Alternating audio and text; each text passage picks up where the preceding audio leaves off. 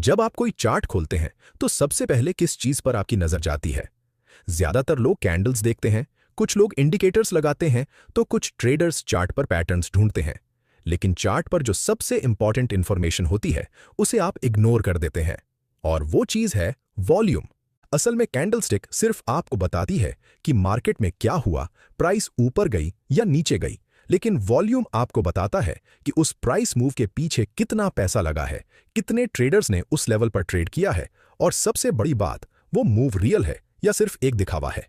इसलिए इस वीडियो में हम जानेंगे कि चार्ट पर वॉल्यूम को कैसे पढ़ना है, वॉल्यूम क्या होता है और इसे अपनी ट्रेडिंग में कैसे यूज किया जाता है। तो मेरी रिक्वेस्ट है कि वीडियो को आखिर तक जरूर देखें, क्योंकि इस वीडियो में मैं आपको एक ऐसी चेकलिस्ट भी दूंगा जो आप हर ट्रेड से पहले यूज कर सकते हैं।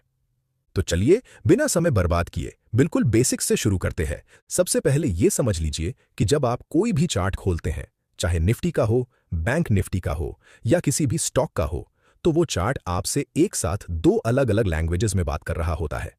पहली लैंग्वेज है प्राइस और दूसरी है वॉल्यूम। यहां कैंडलस्टिक आपको सिर्फ इतना बताती है कि मार्केट ने क्या किया, मतलब प्राइस ऊपर गई या नीचे गई या एक जगह कंसोलिडेट कर रही है।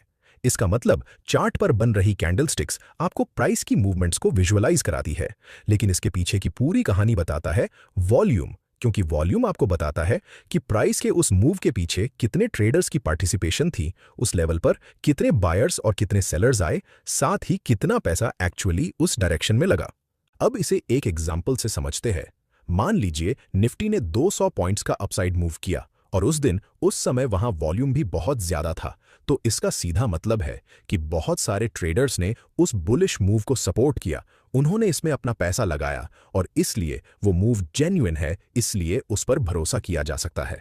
लेकिन दूसरी तरफ अगर निफ्टी ने वही 200 पॉइंट्स का बुलिश मूव किया लेकिन उस समय वहां वॉल्यूम बहुत कम था, तो इसका मतलब है कि बहुत थोड़े ट्रेडर्स ने उस मूव में हिस्सा लिया, उसमें कोई खास कन्विक्शन नहीं है, इसलिए ऐसी मूव अक्सर टिकती नहीं है और आगे जाकर रिवर्स हो जाती है। इसलिए आज के बाद से जब भी आप चार्ट देखें तो सिर्फ ये मत देखिए कि प्राइस कहां से कहां गई, बल्कि उसके साथ ये भी देखिए कि उस मूव के पीछे कितना वॉल्यूम था, क्योंकि बिना वॉल्यूम के उस मूव में कोई स्ट्रेंथ नहीं होती।